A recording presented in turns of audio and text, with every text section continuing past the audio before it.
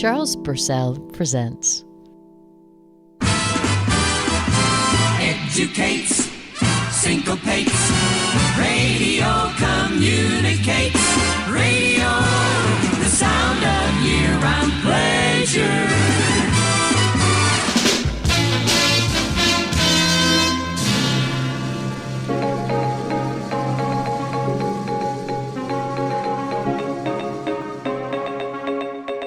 Hello, I'm Kurt Monbach, and this is the Kurt Monbach Show.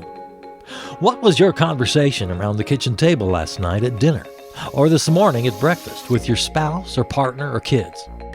Chances are you didn't talk about the ins and outs of political machinations here in Washington, or the dizzying numbers, statistics, and analysis churned out by researchers and think tanks, or which political party is up or down in the polls. More likely, you talked about more immediate issues.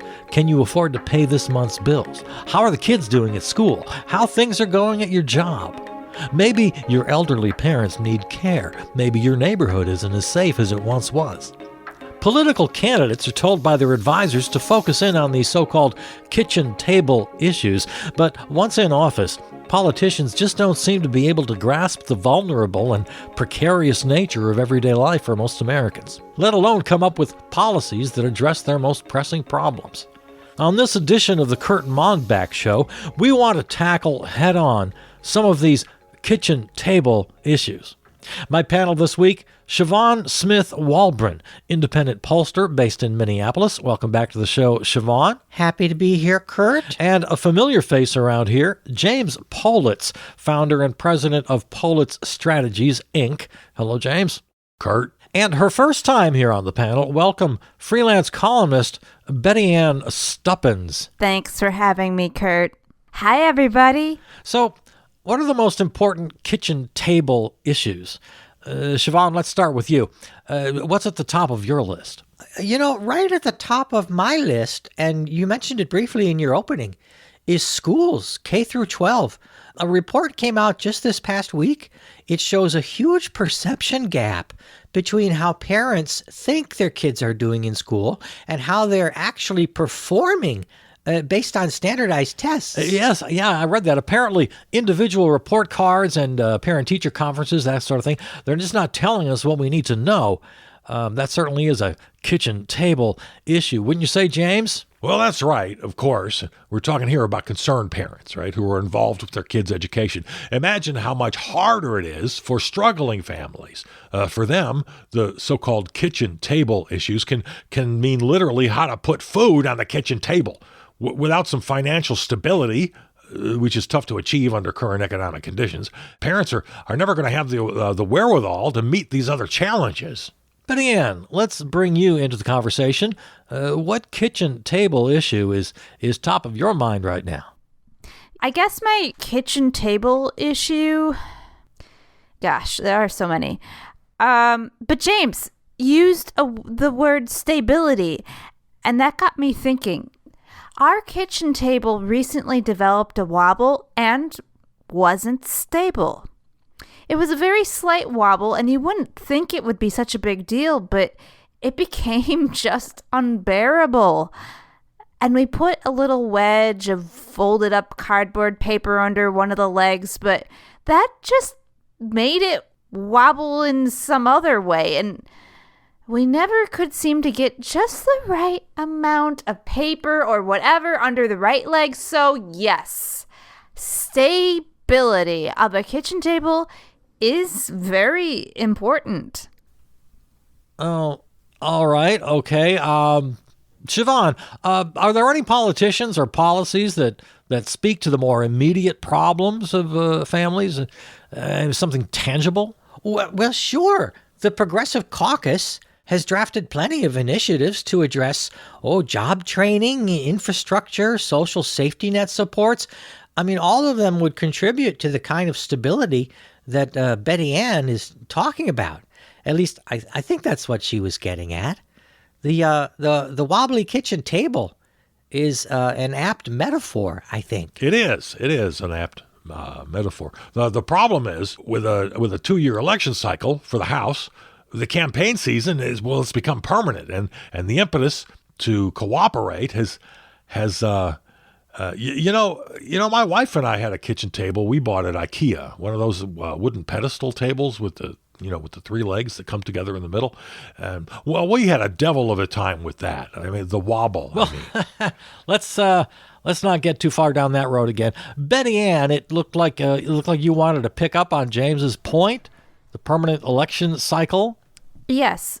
To James's point, we stopped buying from IKEA altogether. Can we please try to stay on the... all that cheap pressed wood, and of course, you have to put the furniture together yourself, and that's always so frustrating, and you end up with just a big headache. We have one of those old-fashioned Formica kitchen tables. Oh, yeah. The ones with the chrome legs and trim. Yeah, and the padded chairs. Like on I Love Lucy. Guys. Exactly. Oh, I love those. Seriously. We should get one of those. They're pretty expensive, though, I bet. I mean, if you want to get a good one, they're antiques, right? They make new ones. You can get a new one that's exactly like the old ones from the 50s. If we could just get back to I'll bet. They're not made as good, though. If we could just get back to the issues.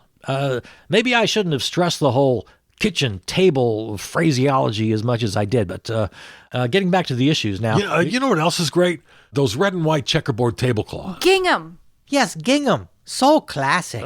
I've also seen it called buffalo plaid. Buffalo plaid? I never heard of that. Oh, yes, it's on Wayfair. Go to Wayfair. Wayfair, you got just what I need. I prefer a more contemporary look. Minimalist, glass top, easy to clean. Yeah, I can see that. What am I saying? Now you got me doing it. Look, when it comes to economic justice, Congress has got to step up. Oh, and, a diner booth. Like a diner booth in your kitchen? Like with the big vinyl padded benches? Those are great. And you can have like the retro napkin dispenser and like a caddy for salt and pepper shakers and ketchup. Yes, and the caddy has like a holder. A holder for the laminated menus?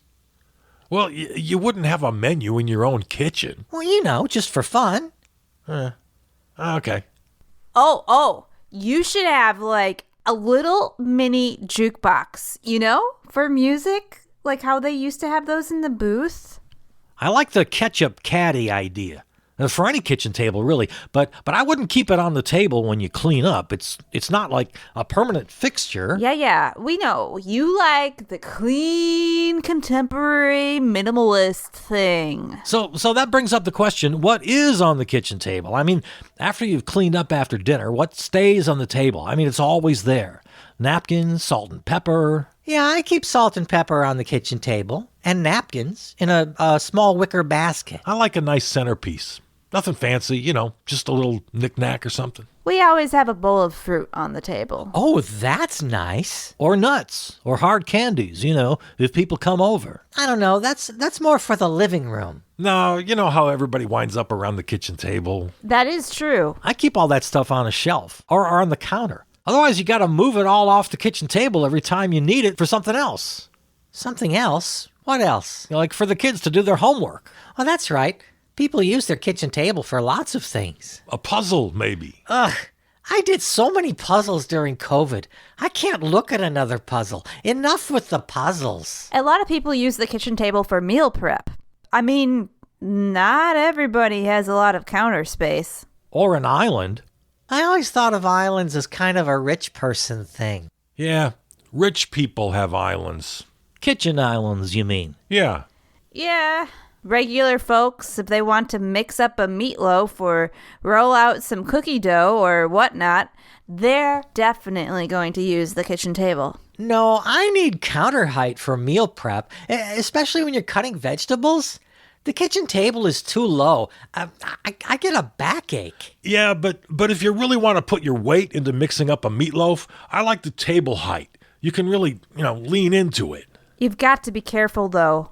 You can't lean in too heavy, because last time I did that, the poker chip we had under the table leg skittered out, and the whole damn table slid across the room, and me and the meatloaf both wound up on the floor. It was ridiculous. You really ought to get that table fixed. Tell me about it. Kitchen table issues, am I right? Well, we're out of time today for kitchen table issues. Thanks to our panel, Siobhan Smith-Walbron, James Politz, and freelance columnist Betty Ann Stuppins. Thank you all. Thanks, Kurt. You bet. This was fun. Join us next time for another hard-hitting deep dive into the issues that matter to you.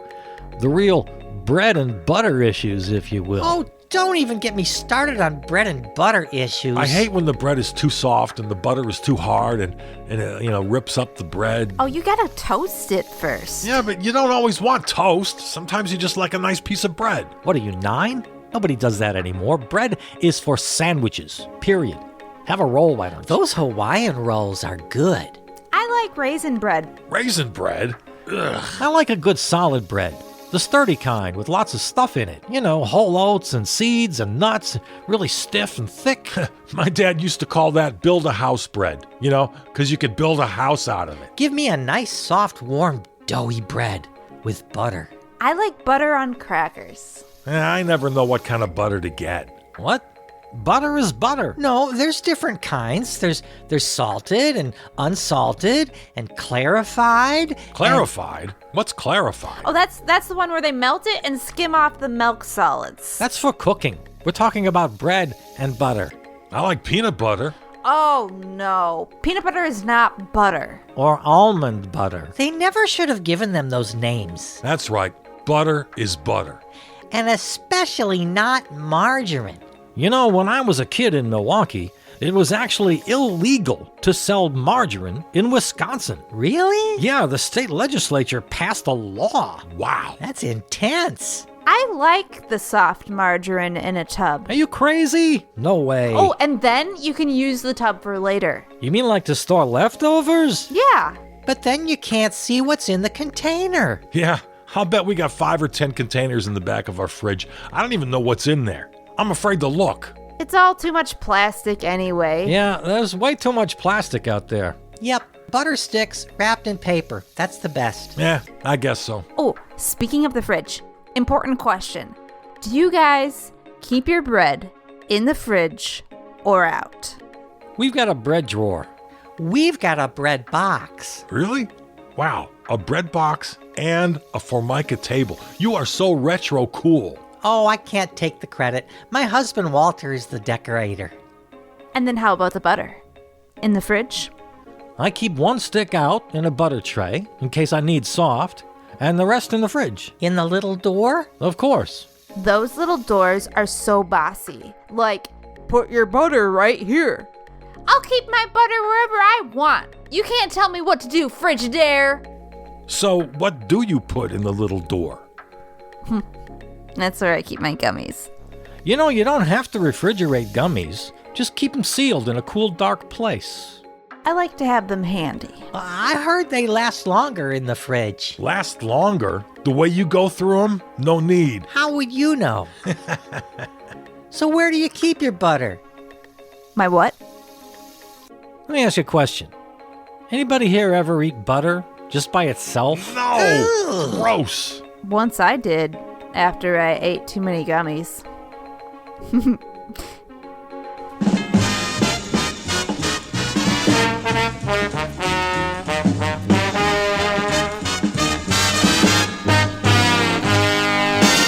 Now, here comes the music.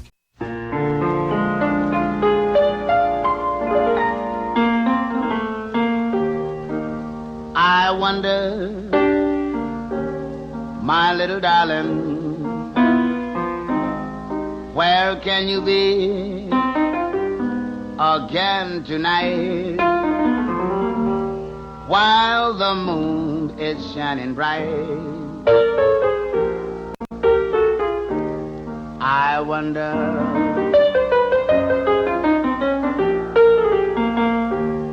my heart is aching. Why for you can our love be mistaken? Darling, don't you say that this must mean our ending, I wonder.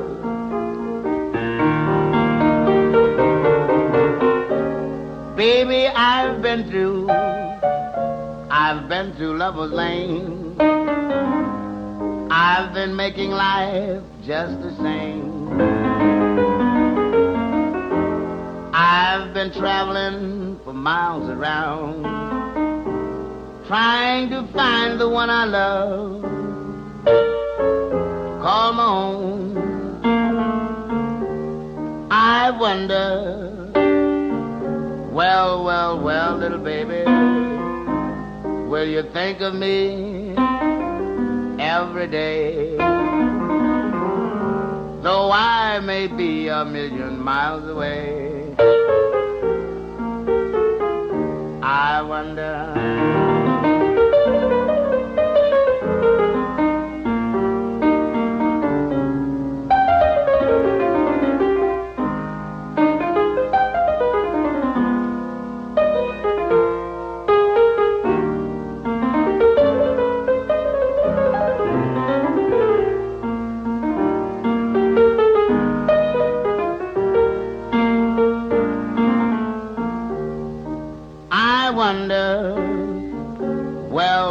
Well, little baby, will you think of me every day? Though I may be a million miles away, I wonder.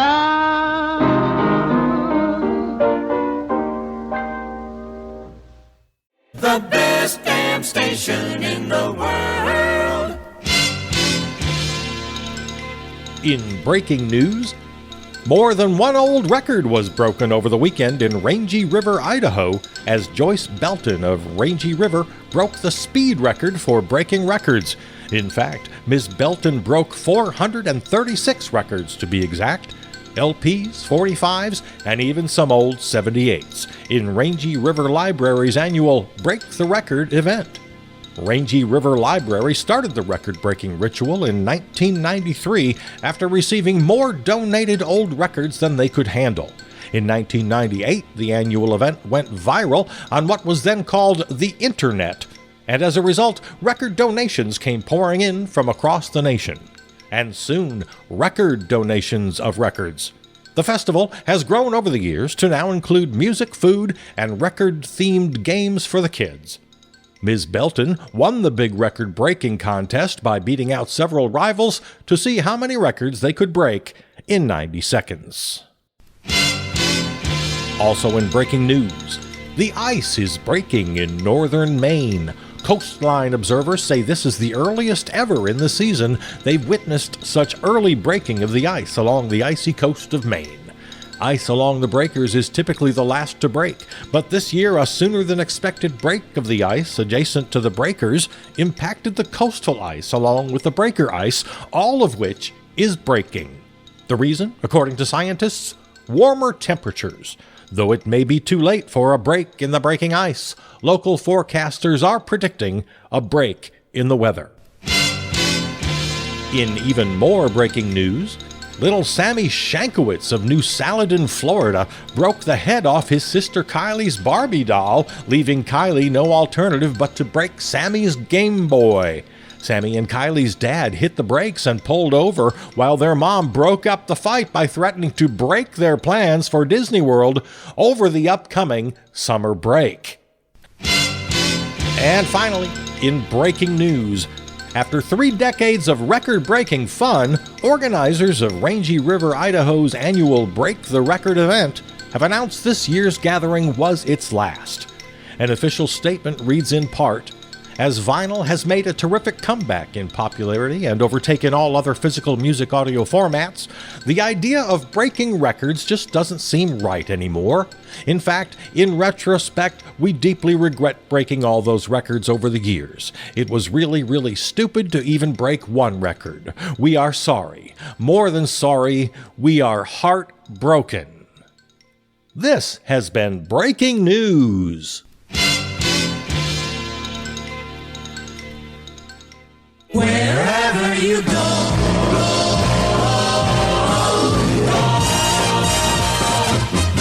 you can listen to the news. You can swing with the blues on this wonderful, wonderful station. Just take a lively companion wherever you go. Take a portable radio. Take a portable radio.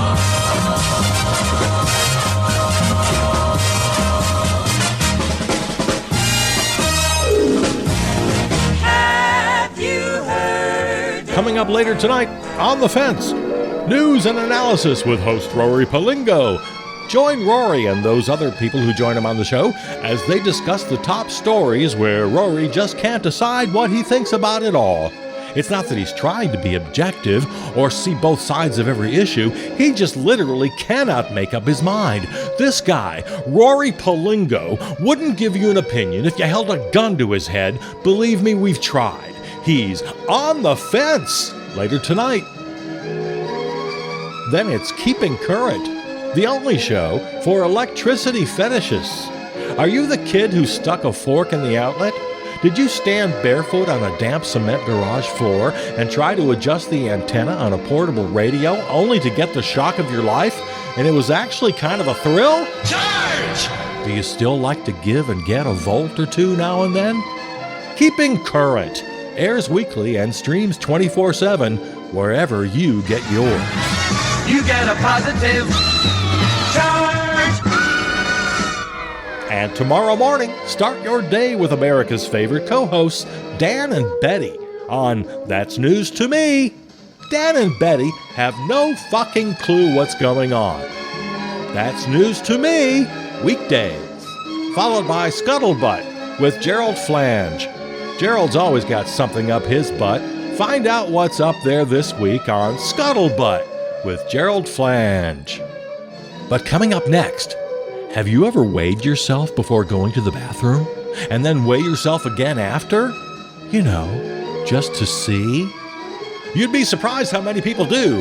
Find out on What's the Poop? That's next on most of these stations.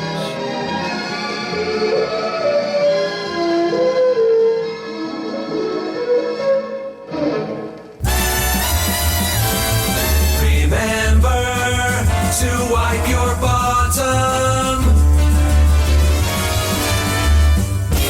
for useful advice to help you through the day.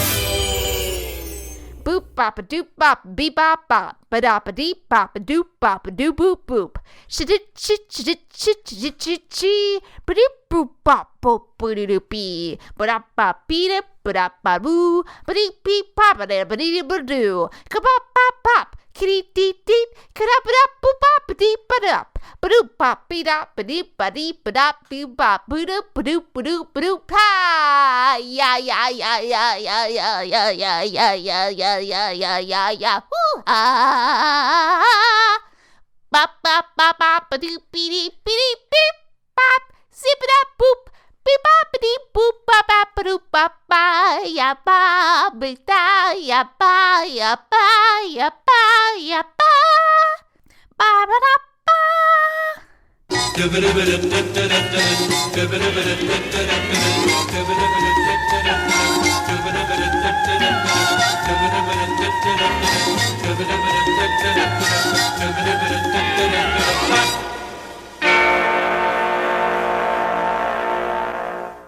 Dad jokes. Give me some examples of dad jokes. Dad jokes. Here are some examples of dad jokes. Why did the Scarecrow win an award? Because he was outstanding in his field. What did the grape say when it got stepped on? Nothing, it just let out a little whine. How do you organize a space party? You plan it. Dad jokes. Dad jokes. Why don't scientists trust atoms? Because they make up everything.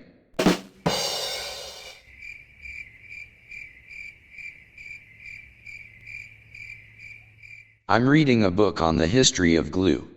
I just can't seem to put it down.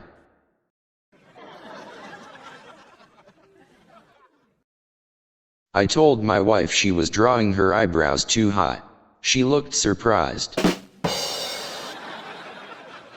Why was the math book sad? Because it had too many problems. What do you call an alligator in a vest? An investigator.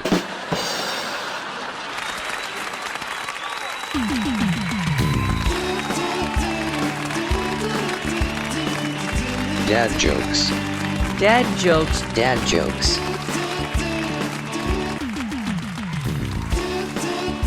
Dad joke. Dad joke. Dad jokes. Dad joke. Dad jokes. Dad jokes.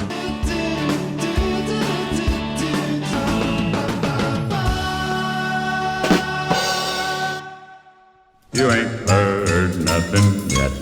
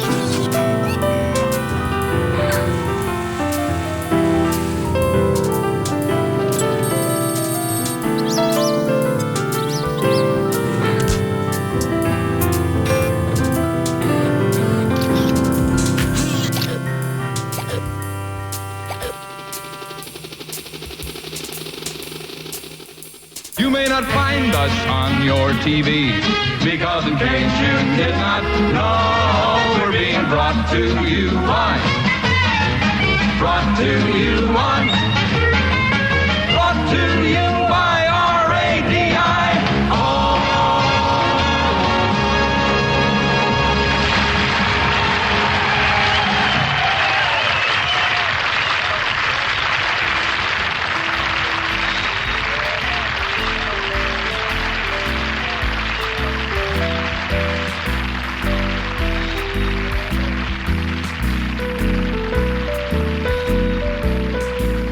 Appearing in the role of Betty Ann Stuppins, Anja, not Anja, Seeger.